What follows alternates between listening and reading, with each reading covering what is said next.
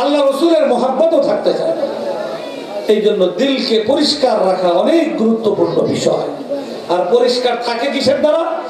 কোরআন তেলাওয়াতের দ্বারা, বেশি বেশি কোরআন পড়ার দ্বারা। একটা বললাম। 2 নম্বর, কোরআনের গুরুত্ব এবং মর্যাদা।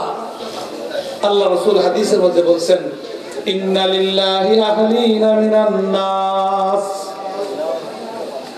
দুনিয়ার মানুষের মধ্যে লক্ষ কোটি কোটি মানুষ, বর্তমানে সারা পৃথিবীতে প্রায় 700 কোটি মানুষ। আল্লাহ রাসূল বলেন, এই 700 কোটি মানুষের মধ্যে কিছু মানুষ আছে যারা আল্লাহর একেবারে নৈকট্যশীল বান্দা, আল্লাহর একেবারে একান্ত প্রিয় ভাজন বান্দা বান্দি। কি বলেন, হওয়ার লোভ হয়? আমি আর আপনিও আল্লাহর প্রিয় ভাজন হইতে পারি।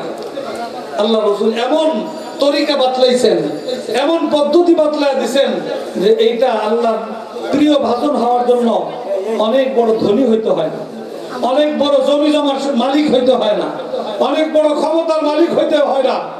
একজন গরিব, একজন অসহায়, ঘর বাড়ি নাই, আয় রোজগার নাই, দোকানপাট নাই, মিল ফ্যাক্টরি নাই, এলাকায় তার কোনো ক্ষমতা নাই, কিন্তু সেও যদি চায় আল্লাহ পাকের নৈকট্যশীল প্রিয় বান্দা হইতে পারে।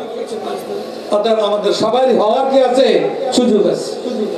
সাহাবায়ে কেরাম জিজ্ঞেস করছেন, মান হুম ইয়া রাসূলুল্লাহ। আল্লাহ রাসূল জবাব দিয়েছেন, আহলুল কোরআন হুম আহলুল্লাহ ওয়া খাসাতুহু। আল্লাহর যে সকল বান্দাদের আল্লাহর কোরআনের সাথে ঘনিষ্ঠ সম্পর্ক হয়, ঘনিষ্ঠ সম্পর্ক হওয়ার প্রথম ধাপ হলো কোরআন সহিশুদ্ধভাবে সে পড়তে পারে, দিলের মধ্যে কোরআনের মহাব্বত ধারণ করে। আর কোরআন তো আল্লাহর বিধিবিধান সম্বলিত, এই কোরআনের বিধিবিধান যে নিজের জীবনে বাস্তবায়ন করে, সে হলো কোরআন ওয়ালা, আহলে কোরআন। আল্লাহ রাসূল বলেন, যে কোরআনকে নিজের জীবনে ভালোভাবে ধারণ করবে সেই হলো আল্লাহর প্রকৃত প্রিয় ভাজন নৈকট্যশীল বান্দা হবে। তো কি বলেন, কোরআন শিখার কোনো কারোর জন্য নিষেধাজ্ঞা আছে? বয়স হয়ে গেলে কি নিষেধ? অসম্ভব। আমাদের এই সমাজে অনেক বয়স্ক পুরুষ, অনেক বয়স্ক নারী আগে শিখে নাই, বয়স হওয়ার পরে কোরআন সহিশুদ্ধভাবে শিখছে। এর উদাহরণ কি নাই? আছে। অতএব আমরাও শিখতে পারি। আর আমরা যে ভুলটা করেছি, আমাদের সন্তানদের ক্ষেত্রে কি সেই ভুল করব? কোন মূর্খ বাপ মা তার সন্তানকে মূর্খ রাখতে চায়? অতএব আমাদেরকে এই সিদ্ধান্ত নিতে হবে, আমাদের প্রত্যেকটা ছেলে মেয়ে, নাতি নাতকুর, ভবিষ্যৎ প্রজন্ম, তারা যেন আমাদের মতো কোরআন সহিশুদ্ধভাবে পড়তে পারে না এরকম যেন একজন না হয়। প্রত্যেকেই যেন আল্লাহর কোরআন সহিশুদ্ধভাবে পড়তে পারে। কোরআনের বিধান, নামাজ, রোজা, হজ, যাকাত, পাক নাপাকি, পর্দা পুচিদা, হালাল হারাম, জায়েজ না জায়েজ, এগুলো যেন মাইনা চলতে অভ্যস্ত হয়। এমন ভাবে আমাদের প্রত্যেকটা ছেলে মেয়ে, ভবিষ্যৎ প্রজন্মকে আমরা গড়ে তুলবো। এই অঙ্গীকারকে আমরা করতে পারি না? ইনশাআল্লাহ। আল্লাহ পাক আমাদেরকে তৌফিক দান করুন। সন্তানকে যদি কোরআন ওয়ালা বানাইতে পারেন, সন্তানেরও লাভ, আপনারও কি আছে? লাভ আছে। আল্লাহ রাসূল জানায় দিয়েছেন, যেই বাবা মা তার সন্তানকে মহব্বত কইরা, আগ্রহ কইরা আল্লাহর কোরআনের হাফেজ বানাইবে, কোরআনের আমল করবে, ওয়ালা বানাইবে, কিয়ামতের দিন আল্লাহ পাক ওই হাফেজে কোরআনের বাবা মাকে কোটি কোটি হাজার কোটি মানুষের সামনে নূরের মুকুট তাদের মাথায় পরিয়ে আল্লাহ তাআলা তাদেরকে সম্মানিত করবে। এই সম্মানের লোভ হয় না? হওয়া তো দরকার। দুনিয়াতে সামান্য একটু কিছু খবর পাইলেই তো ওটার পিছনে দৌড়ায়। ব্র্যাক থেকে একটু ফ্রি কিছু ঋণ দিবে, পরে ওটা চুষে নিবে, ওই ঋণের জন্য ব্র্যাক স্কুলে সব দৌড়ায়। দৌড়াই না আমরা? আছে আশেপাশে এরকম কত আছে। অথচ ওই যে ঋণ আমরা দিই সম্পূর্ণ সুদের উপরে, সুদের বিরুদ্ধে আল্লাহ পাক যুদ্ধ ঘোষণা করেছেন। আল্লাহ যে জিনিসের বিরুদ্ধে যুদ্ধ ঘোষণা করেছেন ওই জিনিস আমি নিয়া আমি কি শান্তিতে থাকতে পারবো? আমি কি উন্নতি লাভ করতে পারবো? এই সকল ক্ষুদ্র ঋণ আমাদের গরিব দুঃখী মা বোনেরা ভাইয়েরা তারা নিয়ে কেউ সুখী হতে পারে না, আরো দুঃখ দুর্দশা তাদের জিন্দেগিতে আরো বৃদ্ধি পায়। যাই হোক, আমি যেটা বলতেছিলাম যে কোরআন শিক্ষা দেই সন্তানদেরকে, তারা আমাদের বড় সম্পদ হবে, দুনিয়াতেও বড় সম্পদ হবে, আখিরাতে। আলহামদুলিল্লাহ। আমরা বলবো আমি তো পড়াইতে পারি না, আপনার পড়াইতে পারতে হবে না। ওলামায়ে কেরাম আপনার দায়িত্ব নিয়ে আপনার সন্তানকে হাফেজ বানানো, আলেম বানানো, দিনদার বানানো, মুত্তাকি পরহেজগার বানানোর দায়িত্ব তাদের কাঁধে তুলে নেওয়ার জন্য তারা প্রস্তুত আছে। আপনার দায়িত্ব হলো আপনি সন্তানটাকে ওলামায়ে কেরামের হাতে তুলে দেন। আপনি ওলামায়ে কেরামের সাথে সম্পর্ক গড়েন, ইনশাআল্লাহ দেখবেন আপনার পথ দুনিয়া এবং আখিরাতের পথ সুগম হয়ে যাবে। এটা হলো ফায়দার দিক, উপকারের দিক, মর্যাদার দিক।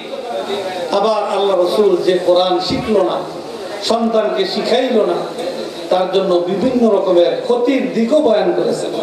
আল্লাহ রাসূল বলেন, ইন্নাল্লাযী লাইসা ফী জাওফিহি শাইউম মিনাল কুরআন কাল বাইতিল খারিব।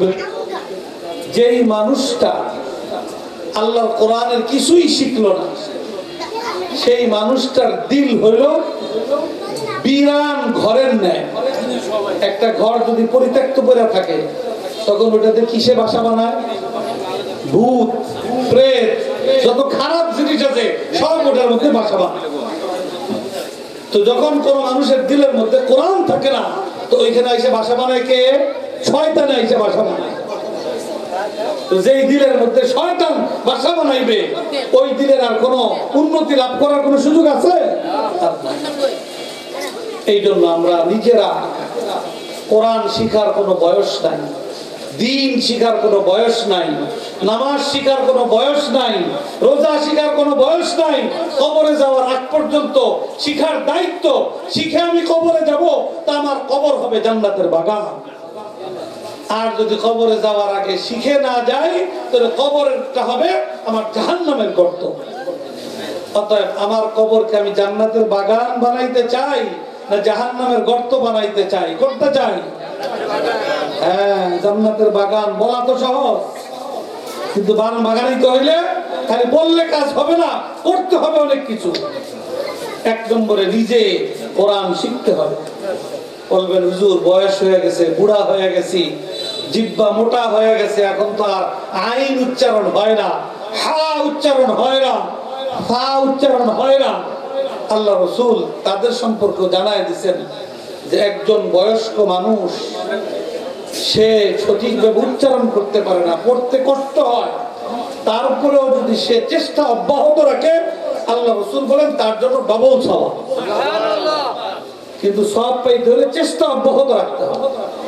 যে চেষ্টা করবে না, এই কথা বলে বয়ে থাকবে যে আমি তো বুড়া মানুষ, আমি তো পড়তে পারি না, তার জন্য পুরস্কার না।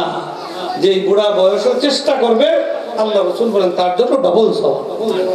এজন্য এক নম্বরে আমরা যারা আছি, আমাদের মধ্যে আমাদের জানা আছে, একজন একজন করে দাঁড় করে আছে, সূরা ফাতিহাটাই বলি, তাহলে এক একজনের সূরা ফাতিহা শুননা এখানে অন্য যারা আছে তারাই হাসবে যে কি এত বড় একটা মানুষ সূরা ফাতিহাটাও পড়তে পারে না। আমাদের ছোট ছোট বাচ্চারা আপনাদের সূরা ফাতিহা শুনলে কি করবে? হাসবে। আফসোস হওয়া দরকার নিজেদের উপরে যে আমাদের সূরা ফাতিহাটা এরকম যে আমার সন্তানরা হাসবে, এটা কেমন হলো? এটা এক নম্বরে নিজেরা একটু আগানোর চেষ্টা করি।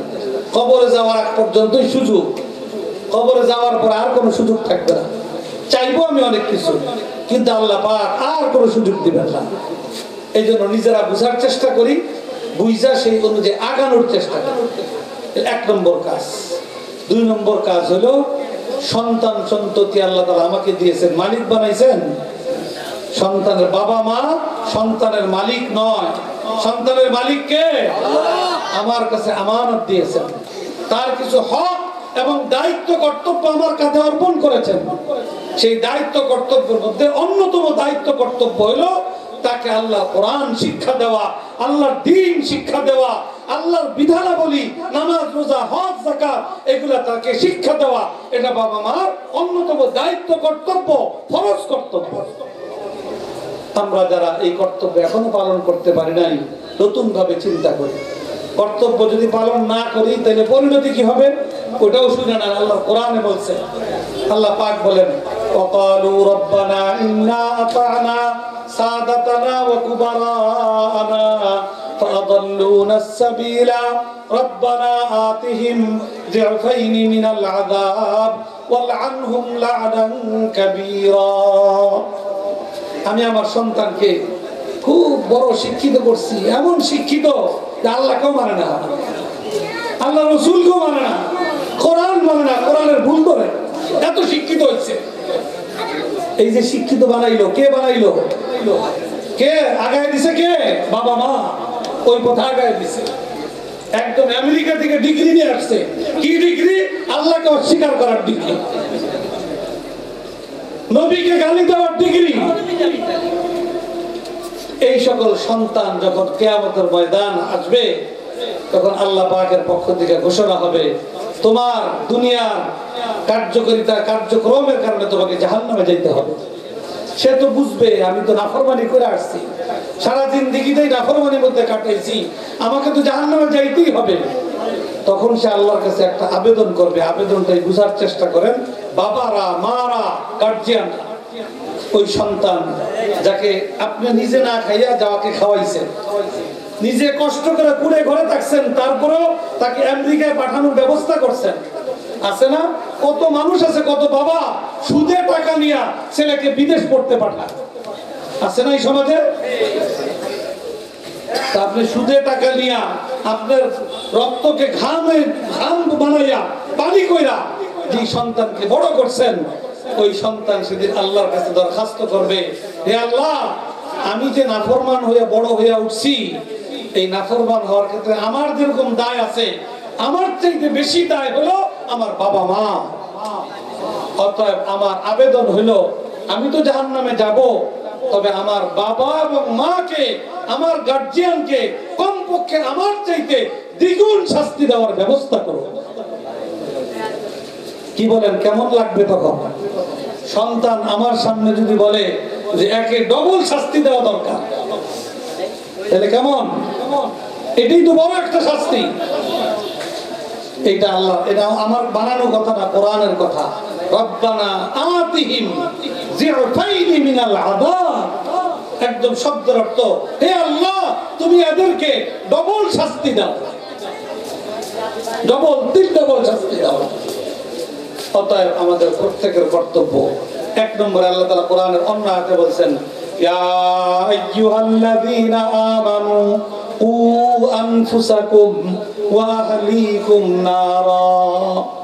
ও ঈমানদাররা, ও আমার বান্দা বান্দীরা, এক নম্বরে নিজেকে জাহান্নামের আগুন থেকে বাঁচাও, পাশাপাশি তোমার সন্তান সন্ততি, পরিবার পরিজন, তাদেরকেও জাহান্নাম থেকে, জাহান্নামের আগুন থেকে বাঁচানোর ব্যাপারে সচেষ্ট হও। ইনশাআল্লাহ করবো তো? ইনশাআল্লাহ। আমরা এই যে প্রতিষ্ঠান তাহফিজুল কোরআন, আলহামদুলিল্লাহ, এখানে আপনার সন্তানকে দিবেন, আপনার নাতিকে দিবেন, তারা আল্লাহ ওয়ালা হবে, কোরআন ওয়ালা হবে, কোরআনের হাফেজ হবে, তারাও জান্নাতে যাওয়ার পথ সুগম করবে, আর আপনাদেরকেও ইনশাআল্লাহ জান্নাতে নিয়ে যাওয়ার ব্যবস্থা করবে ইনশাআল্লাহ। আল্লাহ পাক সকলকে তৌফিক দান করুন। সর্বশেষ আমি আপনাদেরকে আহ্বান জানাবো, এই যে তিনটা ছেলে কোরআনে পাকের হিফজ সম্পন্ন করেছে, আমাদের সকলের দায়িত্ব, কর্তব্য তাদের জন্য দোয়া করা, যে আল্লাহ পাক তাদেরকে যে সম্পদ দিয়েছে, আল্লাহ তাআলা এই সম্পদ রক্ষা করবারও আল্লাহ তাআলা তাদেরকে যোগ্যতা এবং তৌফিক দান করুন। তাদের দ্বারা যেন কোরআনের খেদমত এই সমাজে আরো ব্যাপক থেকে ব্যাপকতর হয়, আল্লাহ তাআলা তাদেরকে সেইভাবে কবুল করুন। এই প্রতিষ্ঠানকে গোটা এলাকার হেদায়েতের মার্কাজ হিসেবে আল্লাহ তাআলা কবুল করুন। আর আমাদের প্রত্যেককে আল্লাহ তাআলা এই কোরআনের কথা, দ্বীনের কথা, আল্লাহ রাসূলের কথা ভালোভাবে বুঝে শুনে সেভাবে আমল করবার আল্লাহ তাআলা আমাদেরকে তৌফিক দান করুন। বাস আল্লাহ পাক আমাদেরকে সকলকে কবুল করুন। আপনারা আলহামদুলিল্লাহ খুবই ধৈর্যের সাথে, মনোযোগের সাথে শেষ পর্যন্ত আপনারা যে বসে আছেন, এই জন্য আপনাদেরকে মুবারকবাদ জানাই। আল্লাহর কোরআনের কথা ঠিক এভাবেই মনোযোগের সাথে শোনা কর্তব্য। এইভাবে মনোযোগের সাথে গুরুত্বের সাথে শুনলে আল্লাহ পাক এই কোরআনের একটা প্রভাব আপনার জিন্দেগিতে ইনশাআল্লাহ দান করবেন। আল্লাহ পাক সকলের জিন্দেগির মধ্যে আল্লাহর কোরআনের প্রভাব আল্লাহ তাআলা দান করুন। প্রত্যেকের নসলের মধ্যে আল্লাহ তাআলা কোরআনের শিক্ষা আল্লাহ তাআলা অব্যাহত করে দিন। তো আমিও সকলের কাছে দোয়া চাই, আল্লাহ পাক যেন আমাকেও আজীবন এই কোরআনের দ্বীনের খিদমতের সাথে নিয়োজিত থাকবার ইখলাসের সাথে আমাকে আল্লাহ তাআলা তৌফিক দান করেন। এই দোয়ার দরখাস্ত রেখে আপনাদের সকলের জন্য দোয়া করে আমার আলোচনা এখানেই শেষ করছি। ওয়া আখিরু দাওয়ানা আনিল হামদুলিল্লাহি রাব্বিল আলামিন। দোয়া করে দেব। হ্যাঁ, কেউ উঠবেন না, দোয়া হবে এখন। দোয়া অত্যন্ত মনোযোগের সাথে আল্লাহর কাছে চাওয়ার নাম। অতএব আমরা খুব আল্লাহর দিকে মনোযোগী হই। মনোযোগের সাথে একবার আবার দুরূদ শরীফ পড়ি। সবাই পড়েন, আল্লাহুম্মা সাল্লি আলা মুহাম্মাদ ওয়া আলা আলি মুহাম্মাদ কামা সাল্লাইতা আলা ইব্রাহিম ওয়া আলা আলি ইব্রাহিম ইন্নাকা হামিদুম মাজিদ।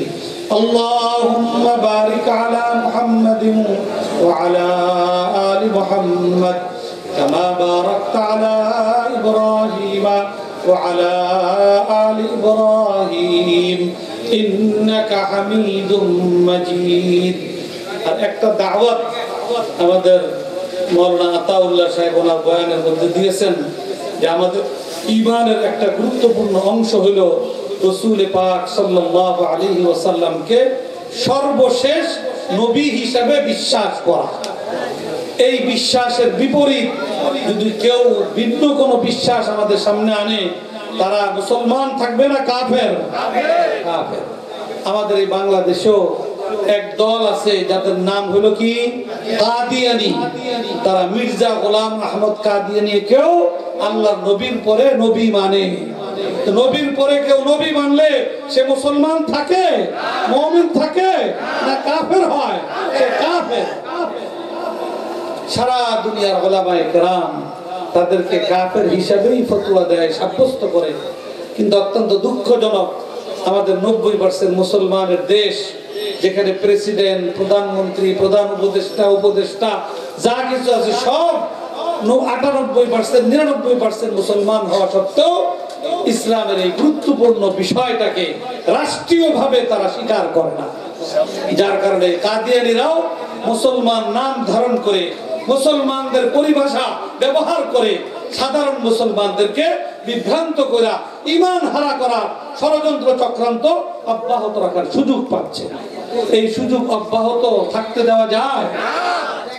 উলামায়ে কেরাম যুগে যুগে এটার বিরুদ্ধে বিভিন্ন আন্দোলন, সংগ্রাম, কর্মসূচি পালন করেছেন।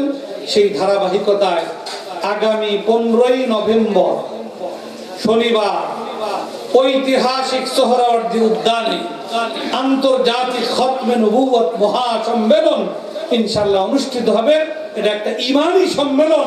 আমাদের প্রত্যেক মুমিনের জন্য ঈমানী দাবি পূরণে এই সম্মেলনে অংশগ্রহণ করা আমাদের ঈমানী দায়িত্ব। আমরা ইনশাআল্লাহ ঈমানী দায়িত্ব পালন করতে প্রস্তুত থাকবো তো ইনশাআল্লাহ। আল্লাহ পাক সকলকে তৌফিক দান করুন। নিজেরাও যাব, নিজেদের বন্ধু বান্ধব, সহকর্মী, আত্মীয় স্বজন, পাড়া প্রতিবেশী সকলকে নিয়ে আমরা ইনশাআল্লাহ 15ই নভেম্বর ঢাকার ঐতিহাসিক সোহরাওয়ার্দী উদ্যানের ঐতিহাসিক মহাসম্মেলনে অংশগ্রহণ করে আল্লাহর নবীর মহব্বত এবং ইশকের প্রমাণ আমরা দিব ইনশাআল্লাহ। আল্লাহ পাক আমাদেরকে তৌফিক দান করুন। সুবহানাল্লাহি ওয়া বিহামদিহি সুবহানাল্লাহিল আযীম। اللهم صل على سيدنا ومولانا محمد وعلى آله وأصحابه وبارك وسلم. ربنا ظلمنا أنفسنا وإن لم تغفر لنا وترحمنا لنكونن من الخاسرين. ربنا لا تزغ قلوبنا بعد إذ هديتنا وهب لنا من لدنك رحمة إنك أنت الوهاب. ربنا هب لنا من أزواجنا وذرياتنا قرة أعين وجعلنا للمتقين إماما رب ارحمهما كما ربياني صغيرا ربنا آتنا في الدنيا حسنة وفي الآخرة حسنة وقنا عذاب النار يا رب العالمين يا أكرم الأكرمين يا أرحم الراحمين কোরআনের নিসবতের এই মাহফিলকে আপনি কবুল করুন এই মাহফিলে অংশগ্রহণকারী সকলকে আপনি কবুল করুন এই মাহফিল বাস্তবায়নে সহযোগিতাকারী সকলকে আপনি কবুল করুন এই মুবারক মাহফিলের উসিলায় আমাদের সকলের জিন্দেগীর সমস্ত গুনাহ খাতা আপনি মাফ করুন আমাদের পিতা মাতা পরিবার পরিজন ছেলে মেয়ে ভাই বোন আত্মীয় স্বজন বন্ধু বান্ধব সকলকে আপনি মাফ করুন অত্র এলাকার সমস্ত মুসলমান